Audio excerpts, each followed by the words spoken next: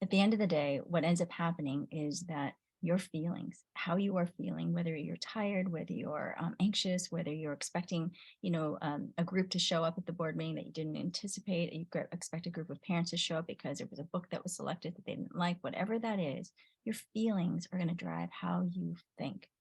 And this is particularly important for employers. Employees actually care and actually know if their managers care about them. And they actually find that they're more productive and more committed to the organization. And one thing, I know we've done this before, but as you think about yourself and you as a learner in middle school, right? What's one feeling you had in school when you were in middle school? Just yourself, right? That you love learning. I'm so stressed out. I feel connected and seen. I'm dumb and I'm bored.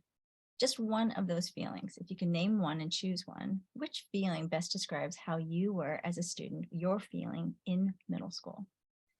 And if you could just put that quickly into the chat, A, B, C, D, or E, just to give us a sense in a poll. This is you in middle school, 12, 13 years old. Right? And so you can see different avenues. We hear either I love learning or I'm bored. That seems to be a pretty common theme for middle school, right? They're not quite sure what to do with middle schoolers. And I just want to make sure that you see that as well. This is your feeling, how you connect. Now, just imagine this. I don't know how old you are, but my guess is you're all younger than I am. But you remember that feeling you had in middle school. And it's that connection. Whatever it was that happened in middle school, that feeling is what you remember. You probably don't remember the content too much, but you definitely remember that feeling. I want you to go ahead and think about this. Who was the most influential in your schooling? Let's go jump to high school. In high school, who was the most influential? Were it your friends, your family? Your family, your friends, your coach, your teacher, or other? Who was the most influential in your high school experience?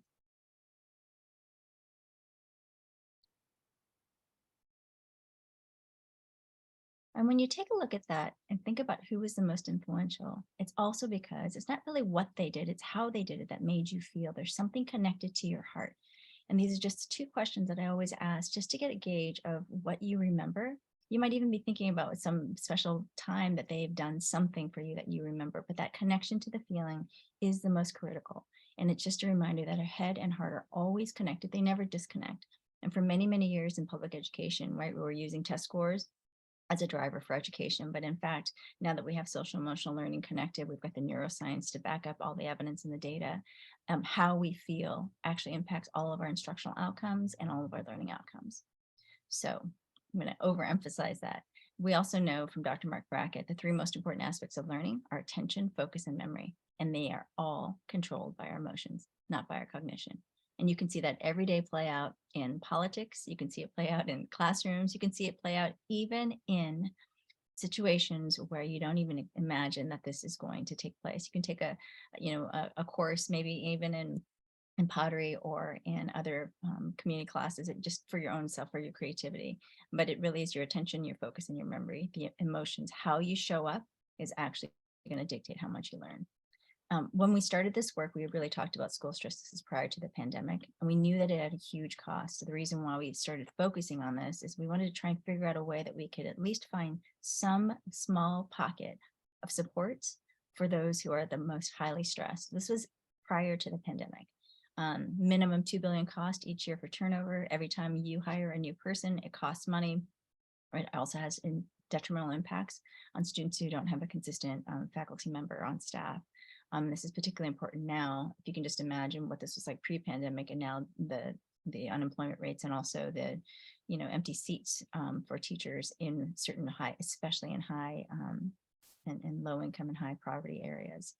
We also know that the research is really clear about stress and what happens to principals and superintendents. These are self-reported out of principals and superintendents. It's sheer exhaustion, right? At some point in time, you get so exhausted that you start to actually imagine and take no stock of the cues that your body are sending. We do know that the health outcomes for administrators in particular are extremely negative. And some of the main pieces, you can just imagine, right? Teachers hardly ever eat lunch. I know principals hardly ever eat lunch. Superintendents, I know, are on the go all the time. And we are sitting and we are worrying and we have a constant fight or flight. So our parasympathetic nervous system is sort of on overdrive. We also know that all the stressors of the pandemic are impacting health across all aspects of society. And with the midterm elections coming up, there's another layer of outside context that is impacting us. We know that all the data that was collected during the pandemic, the majority of the data was negative, with every aspect of education across, from college students to early childhood teachers to school leaders. We know that the top 5 words during the pandemic and post-pandemic are anxious, fearful, worried, overwhelmed, and sad. And if this is what's permeating sort of our main thoughts out of the gate, we know that there has to be some very intentional small practices to get out of that mode. And what we like to focus on is just you as a corporate athlete, you as the head of the building, the head of your school, the head of your department, whatever you lead. We want you to imagine you yourself as a corporate athlete. We love this analogy. It's actually by Jim Lohr and Tony Schwartz. And they used to study high performance athletes, professional athletes, and started thinking about how do they get to be at that peak level. And then they actually asked themselves the questions, well, what about CEOs? What makes them function? How do they become high performers?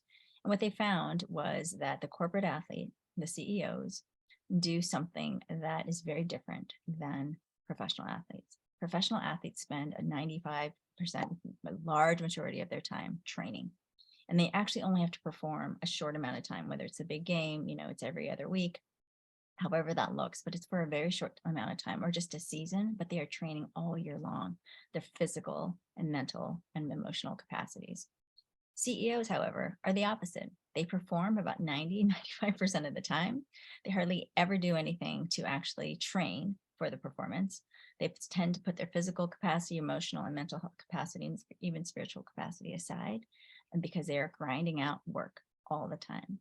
So what they found is what we know about stress is that it's not the stress that creates all of this sort of performance anxiety and all the other things. It's not the stress. It's actually how you train for that stress. So right now, I want you to think about where you feel stress in your body, just in this moment, and go ahead and put it quickly into the chat box. Where do you feel stress right now? Go ahead and just put that in the chat box. Where is your stress? Neck and shoulders. Yep. Shoulders, head and neck, shoulders and neck. Yeah, some of you might have GI issues, your jaw. Yeah. Neck and shoulders are pretty common, especially if we're sitting quite a bit, right? Your shoulders and your upper back. Yeah. So I think that is very clear. It's so easy to identify because right now I'm intentionally focusing you on where you feel that stress. We also know that the science is really clear. Where you feel that stress is the exact place you need to actually fight and combat the actual load that you have. And so for this one, since we have our back and upper back and shoulders, I'm going to go ahead and give you a quick stretch exercise to help you. We're going to sit right on the edge of your seat again. I'm going to push back a little bit. All right. And we're going to go ahead and we're going to take our hands like this. We're going to interlace our fingers. And then you're just going to go opposite and you're going to fold them out so you can see that. Okay. So we're going to take them. We're going to opposite up and we're going to lift up. Inhale through your nose, only lift up, stretch out your neck. And we're going to exhale down. And just let your head hang and exhale down. Just feel a nice stretch. We're going to inhale up again. Inhale up slowly, look up, stretch out that neck. We're going to exhale slowly down. Stretch out that neck. We're going to inhale up again. And on the exhale down, I want you to round out your back just a little. And go all the way down and stretch it out. And then slowly come to center. Shake out your hands and your arms. All right. Yeah, see, you got a little motion in there. What I'm going to have you do is we'll do one more twist because this is going to be helpful. I feel like once we've started that, we're going to actually this time lift our hands up this way. Inhale. And when you go on the exhale, we're going to twist. And it doesn't matter to which side. And we're just going to hold the back of your chair and give your shoulder and your neck a nice little stretch. You're going to exhale here. And you're going to stay here for 3 counts. Inhale and exhale. Inhale and exhale. Last one, inhale, exhale. And we're going to inhale back up to center, arms up, look up, stretch out your neck. And on the exhale, you're going to go to the opposite side. Exhale, turn and twist. Give it a nice little stretch. Not so it hurts, just so you can feel the stretch. We're going to hold it here for 3 breaths. We're going to inhale and exhale. Inhale and exhale. Last one, inhale, exhale. Inhale back up to center, up. Stretch out your neck, look up. And exhale down through your nose. Shake your arms, adjust your clothing. That's great. All right. Now I want you to tell me, after we've done your little stretch, where do you feel joy in your body? When you were super joyful, where do you feel that in your body? Just think about a joyful time. I'm going to force you to think of joy. Where do you feel that in your body? Yeah, your face and your heart. Where else? You're super joyful.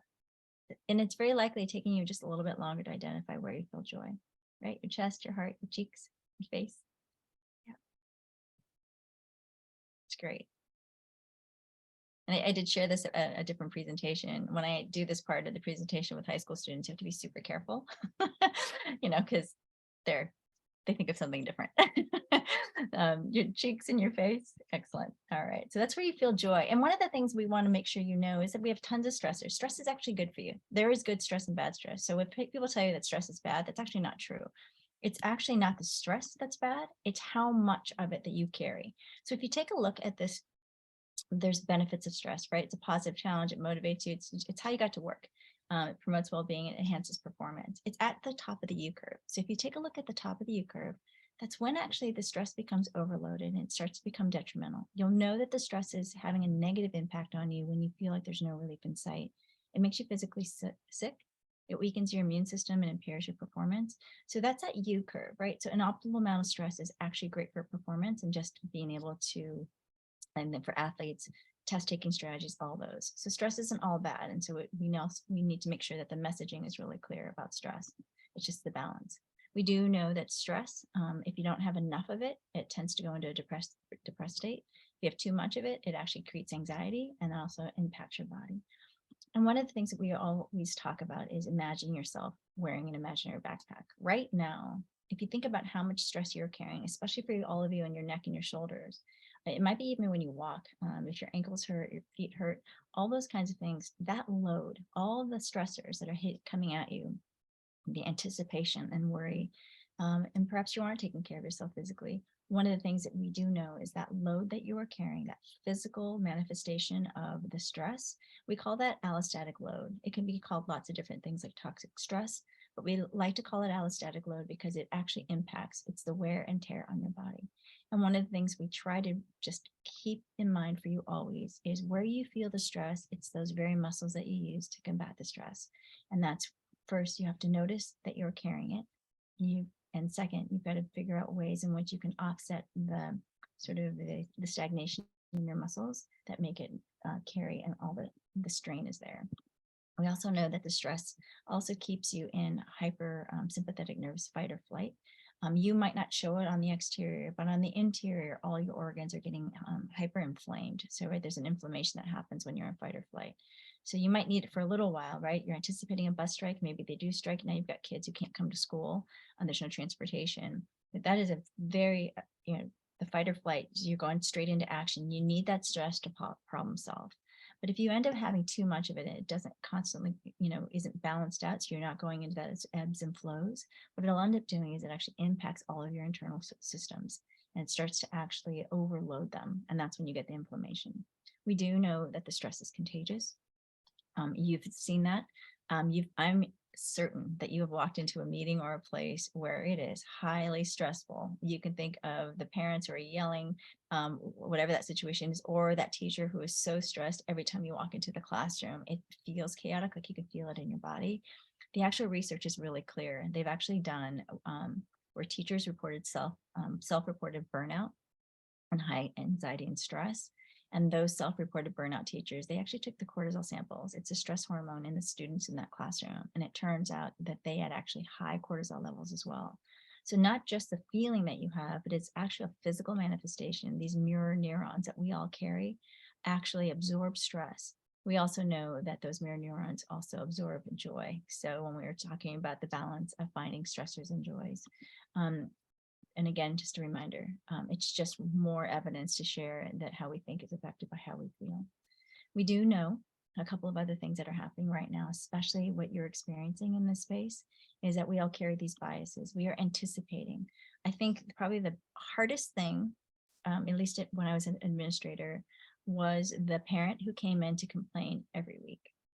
I had a woman who every week I sent a newsletter and on Fridays, and every Monday I'd have the newsletter in my inbox on my door with all of the red line circles. She had marked off how terrible my writing was every Monday, like without fail. 2 years of that, I just was anticipating. So every time she came into the office, I was dreading her coming in because I just knew that it was going to be some sort of, um, you know, commentary on how terrible of a writer I am or was. And one day she walked in because I was just very expecting the negativity to show up in my office. It was all stuck. So I just want to share this with you. This is what happens with negativity.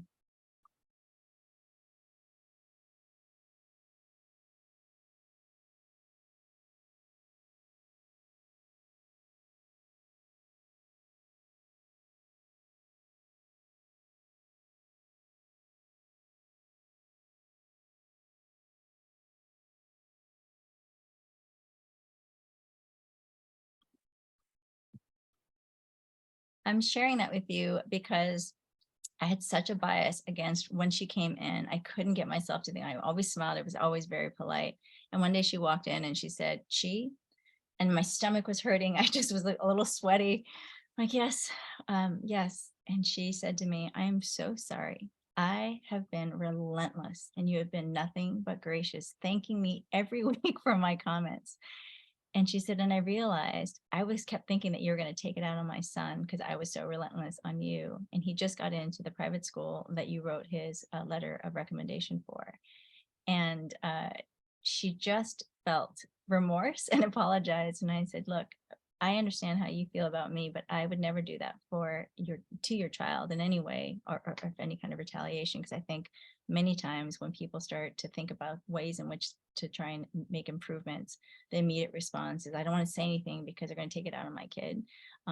It was just one of those moments where I felt like the negativity bias was so real on my end and also on hers, and that just having that realization, it was a painful process, I'm not going to lie, but I just want to share that there are moments of opportunities where if we are consistent with our gratitude and our graciousness, it does end up helping in the long run, even if you don't get an apology in the end, but just knowing that it just takes an intense amount of work.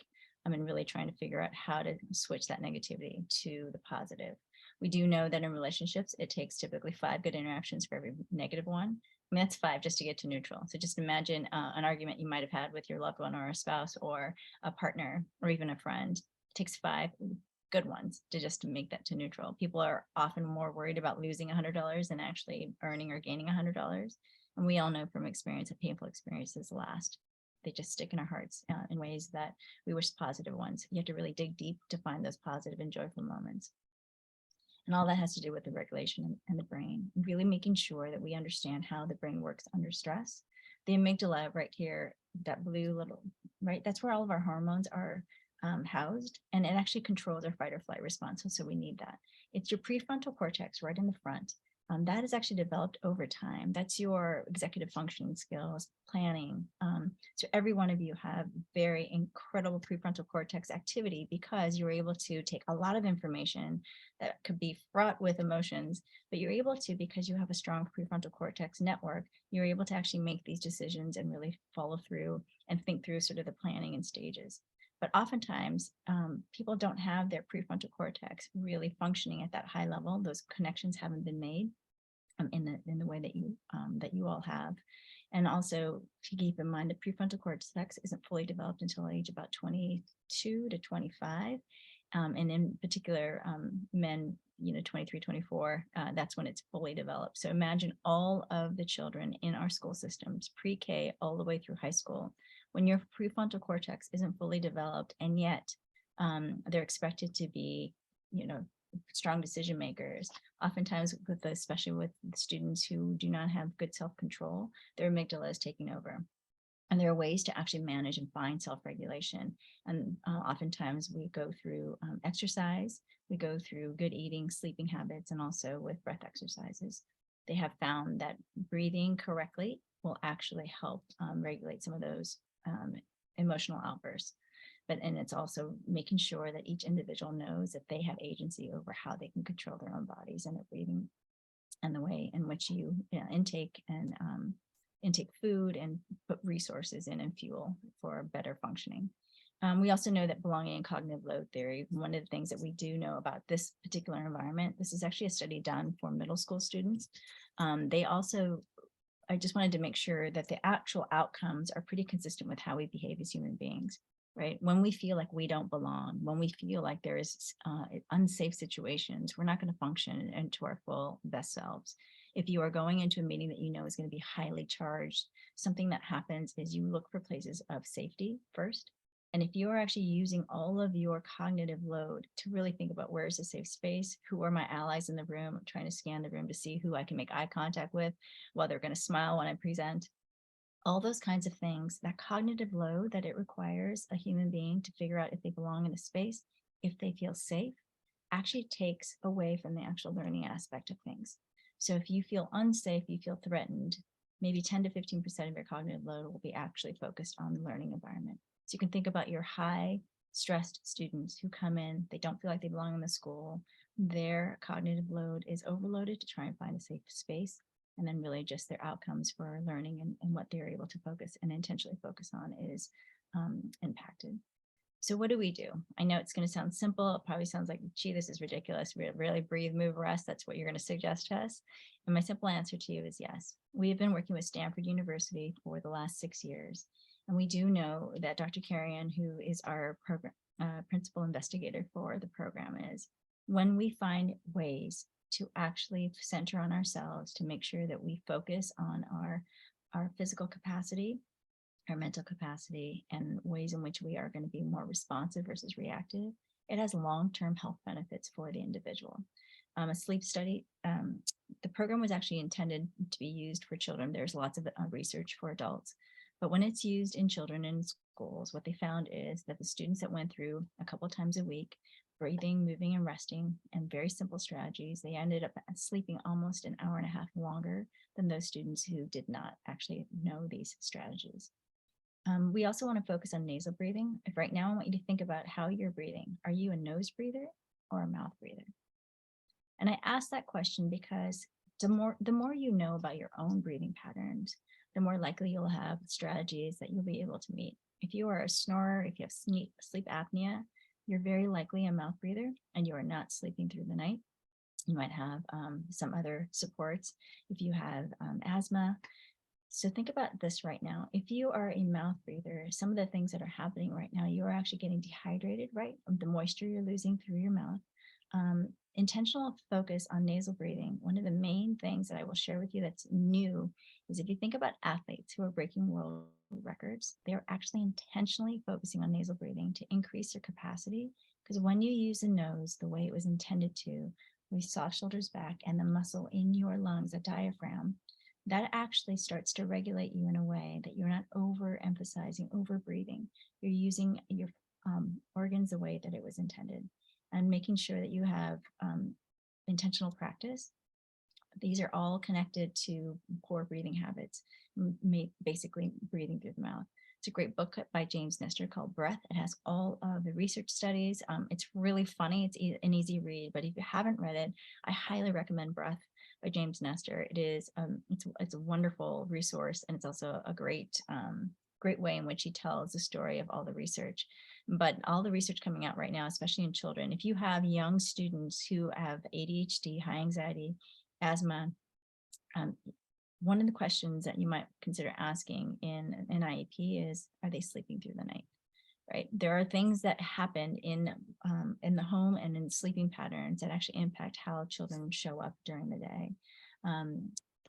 So that's one piece. I just wanted to show you the benefits of nasal breathing and extended breaths, and then mouth breathing. And so we're going to do that right now. So I'm going to have you sit up again, right on the edge of your seat, and go ahead and put your soft shoulders back right? Nice tall spine, right on the edge of your seat. The reason why I want you on the edge is when you lean back in your chair, you're actually constricting your diaphragm. So we're going to sit back.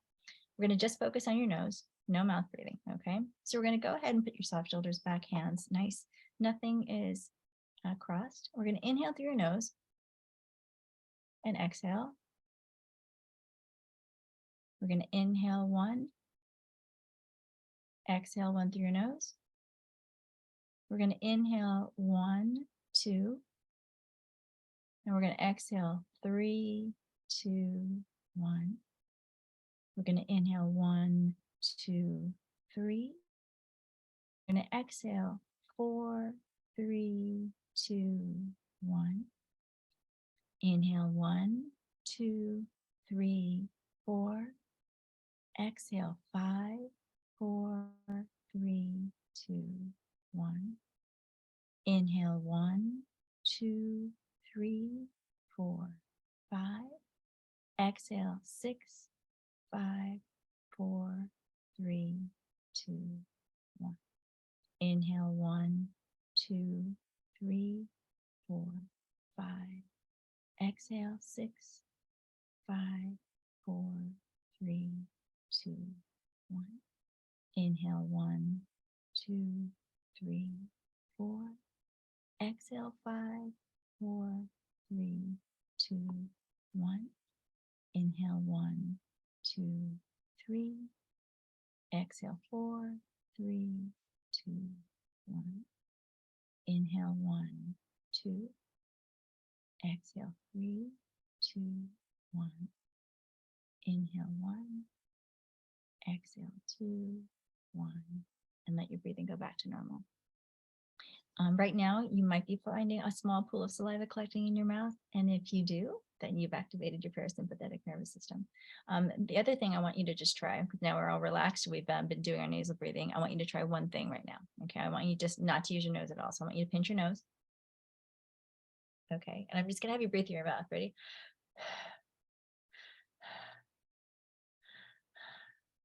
Go ahead and let go of your nose. You can already feel the dryness in your mouth, I would imagine. It's not functioning, right? It's not very clear. But if you are stopped up in your nasal passageways and you are breathing through your mouth, you can imagine if you have a cold or the flu, that's generally what happens. And then we get very dry. So intentionally practicing nasal breathing. I know it sounds crazy, but you can do it. So this week, as a challenge for yourself, I'd love for you to just intentionally try and take a walk. It can be for 10 minutes, 15 minutes outside, and only use your nose. The more, just do it for a week, 15 minutes, try to get to 20, try to get to 30. Over time, you will actually find yourself having a little more stamina, being able to go on the walk.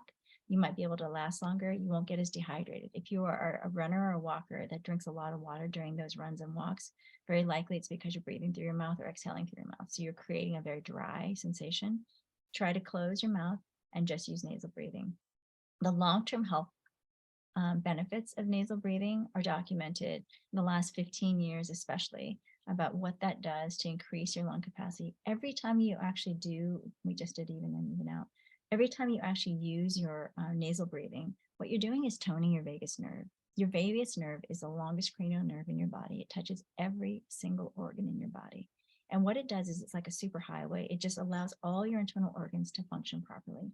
If you know anyone who's had a stroke, if you know anyone who's had a heart attack, or anything like that, or even sleep apnea, what ends up happening is that the vagus nerve is not, it's clogged in some way. So some organ is not working in the way that it was intended. So they find that deep nasal breathing tones your vagus nerve, which actually allows your internal organs to function more properly. We also know that your vagus nerve touches all of these other parts of your body, and it's inextricably connected to your mood, your immune response, your digestion, and your heart rate. So toning your vagus nerve is a good thing. And it's one of those things where you don't really know that it's happening, but every time you use your nasal breathing, you're actually creating a system of homeostasis. It just allows you to rest internal organs as well. It's a little bit, it's unconscious, but the more you use the nasal breathing exercises, it's actually better for your long-term health.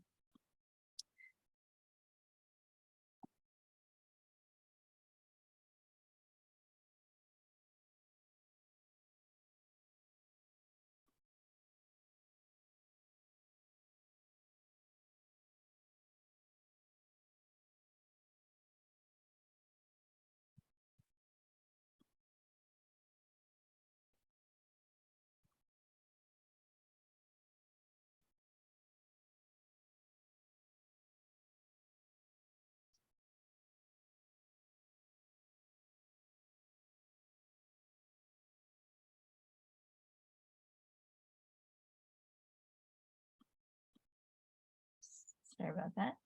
And again, I just want to remind you, what Jim Lohr and Tony Schwartz found is that the high performance, the enemy of high performance, is the fact that we do not actually have a disciplined intermittent recovery time, that we're not actually using any of our resources to create reserves when stressful times happen.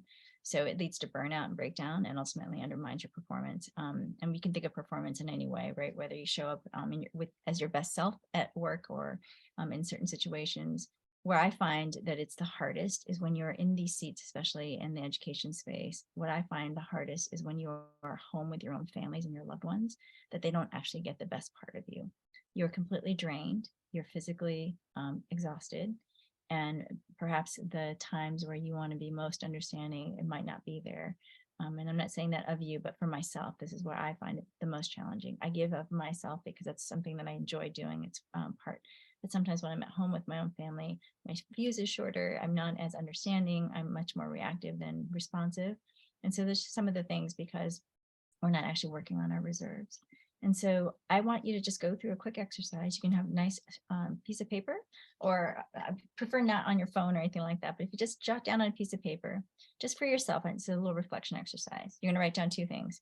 Remember my nose. So I'm going to have you write that down. You're going to breathe through your nose. You're going to intentionally practice. But what I want you to think about it is the last week, just for yourself. This isn't a test. I'm not going to ask you for your feedback. I just want to find out from you in the last 7 days. Just think about your own.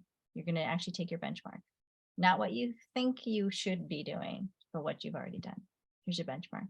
In the last 7 days, how much time have you spent exercising or doing something physical?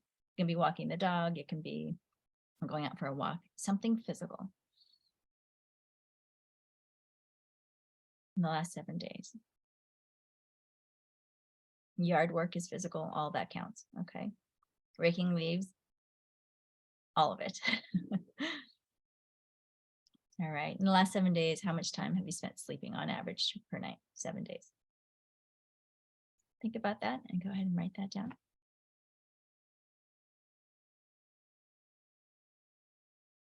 And it is recommended even at our age to even get 7 to 8 hours of sleep. We're still just as high functioning. The less sleep you get, the less likely you're going to be alert and function. Also, sleep is when your body heals. So if you are not a good sleeper, very likely if you're injured in any way or recovering from surgery, that's why after major medical scares, your body, you get tired, right? Your body is really trying to heal itself. And so it is that time. For the last 7 days, this is a kind of a funny question, but for fueling and nutrition, what kind of food is worthy of your body? Right? How do you treat your fuel for your body? Do you feel like you're eating foods that are good for you, or foods that just sort of meet a need? But as you are thinking about the food you put into your body, the easiest thing is to grab something to go. But if you're intentionally focusing on what you put into your body in terms of fuel, I want you to remind yourself, what food is worthy of entering my body? I know post-Halloween it might be a harder question to ask, but moving forward. And in the last 7 days, how much time have you spent on building relationships? Or just on your emotions? Done something nice for yourself? Just focusing. And for some people, it's zero. They don't pay attention to that because it's just kind of a day-to-day grind. But just in the last 7 days, have you done anything to build relationships with partners, yourself? And write that down. And in the last 7 days, have you done anything to support your mind for learning, being creative, thinking, not for work, something outside of work? Tapping into a different part of your brain in the last 7 days.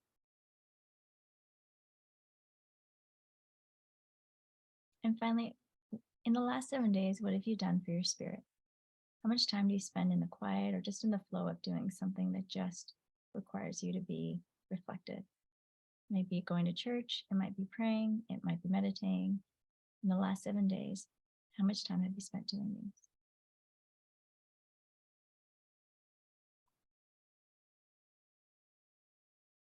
Go ahead and jot that down.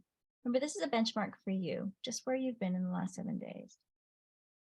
Um, I'm going to skip that one. And the reason why we're bringing this up is because we talk a lot about resilience and the science of resilience, right? We know that once you have your benchmark, there are ways in which resilience can be cultivated. It's not, your kids aren't born with it. And in fact, it's probably the biggest misconception is that young children are the most resilient. They're not, they're actually the most fragile. We create support systems around that. Being resilient doesn't mean that we don't have difficulty or distress. And really, resilience isn't actually a trait. It's learned and it's acquired and it's a process. So when we talk about breathing, moving, and resting, these are just little moments of time just to reset your body when you're probably on the go constantly. We do know that the misconceptions of resilience are very real. We know that there's no behavioral symptoms for resilience, right? These are misconceptions. The children are resilient because they're children. You're born with it. You're either resilient or you're not. Resilience is rare. Resilience is absolute. All these are misconceptions that they're not true. And so what we want to do is just make sure that we provide some way in which you can, sorry about this, know that resilience, actually there's a science behind it. And the science of resilience has very specific support factors. If you think about your own self right now, in the current moment, is there a caring person in your life? It only takes one that helps you build up your resilience, right? You need a presence of a caring person. You need to have some sort of creativity. It can be crafting, it can be anything that just has a little bit that's outside of your normal routines, right? Do you have the ability to soothe yourself when you're upset? Do you have emotion regulation, that you can control your emotions? Your prefrontal cortex is actually doing its job. Do you have perseverance? Can you stick to a task long enough, even when things don't go well, but can you stick to a task? And also, do you have cognitive flexibility, where given new information, given a new context, are you able to be flexible in your thinking? These are the 6 factors of resilience that we do know that are coming out in the literature. And another body of research is starting to happen now because of the pandemic about resilience as well. But remember, these issues about resilience, what happens during these stressful times when there's chronic stress or acute stress, and the way in which you respond to them is actually what matters for who recovers and actually develops more resilience. It's what you do with your reserves, how you respond to stress and anxiety, that really will have an impact on the way in which you are consistently able to build up your resilience muscle. And so we do know, again, the components: a caring person, emotion regulation, cognitive flexibility. It's a dynamic process. It's not one or the other. Sometimes all these things are happening at the same time. And we just want to make sure when this happens, you've got stressors and resources. And what we're really trying to do right now, the stressors are extraordinary for everyone, especially in education. But the resources that we have are not always ones that we focus on, but we need to intentionally focus on coping skills, self-care practices, building school relationships and the structures for everything that you support, and also having social support, that you are not isolated. All those groups, especially I think superintendents, the jobs are lonely. I think principals, the jobs are lonely. Really finding that network of people that you can trust to really be helpful. And then also just a quick reminder that resilience is a 4-letter word. I think that it's the easiest thing to remember is love. So L, it's very important. The research is really clear that you have to have laughter. Trying to figure out some way to just laugh, belly laugh once a day, more, probably 10, 20 times. The laughter is so important for longevity of life and also for resilience. Also having optimism. Making sure that you have some optimism. And the reason why that's so important is if you do not have optimism, you cannot find joy, which you cannot find hope. And optimism is actually that driver that allows you to have a little hope and really allows you to carry on.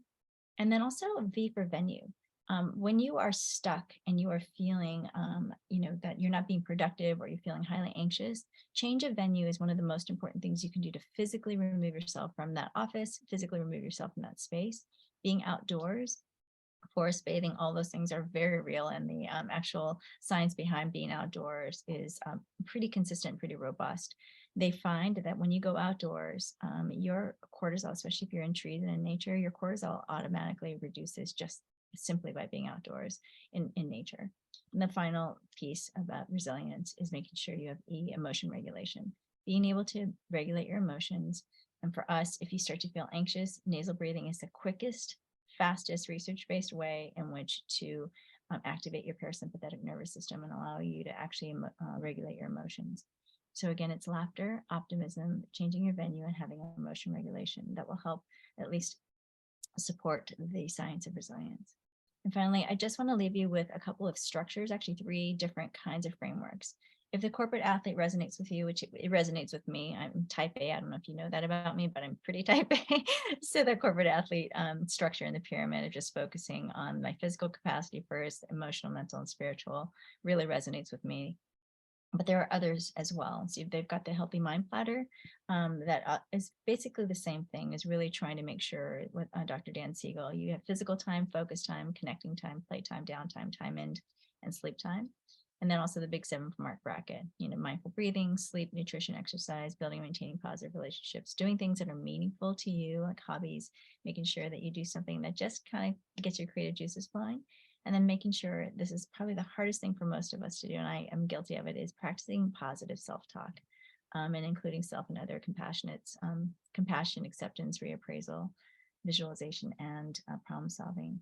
Most people that I know go straight into negative talk and really just start to think about, what I didn't do well versus really trying to intentionally taking away the negative talk out of your own way in which you handle situations and really switching it with positive self-talk.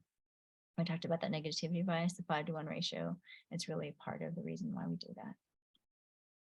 And so I just want to make sure that we remind you, we've done just about 4 minutes of exercise, right? We've done anchor breathing. We've done sort of the inhaling and exhaling, just going through and stretching. We've done cat-cow was actually, and then chair twist. And then we're also doing the even in, even out. That's 4 minutes out of your time. It's just a reminder there's 1,448 minutes in a day. And so 4 minutes to just refresh, reset, is that of value to you? Do you take and focus on that time period just to refocus on yourself? If you can do 4 minutes with me and go wild, maybe you can do 8 minutes for yourself without me. Being intentionally outdoors and taking, that little, challenge that I have for you, just to use your nose and nasal breathing. And I know, I apologize in advance. Once you see the nose breathing versus mouth breathing, you will never unsee it. So you're going to start noticing as you are going out into the world, people who are nose breathers and mouth breathers. And I just want to make sure that we just leave you with our favorite quote, that if you plant lettuce and it doesn't grow well, you don't blame the lettuce. You look for reasons it's not doing well. It may need fertilizer, water, or less sun, but you never blame the lettuce. And one of the reasons we share this quote with you is, I think if you think of yourself as the lettuce, really just being able to intentionally focus. It's not a selfish act. In fact, the more you take care of yourself physically and your physical well-being, the more likely you are going to become healthier, stronger, and more, frankly, just we want you around for a long time. We want you around for a long time doing what you do brilliantly, and also making sure that you take care of yourself to show your loved ones that you matter.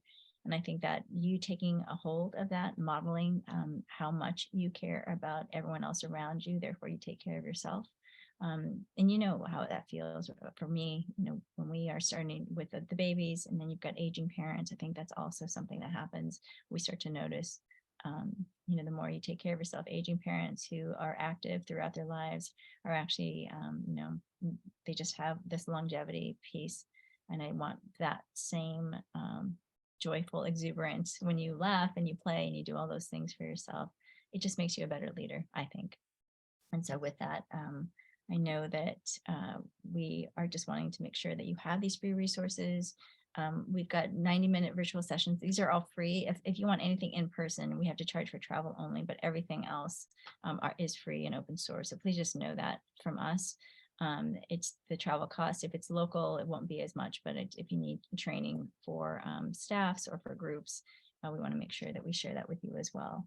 But again, everything else is open source and free to use.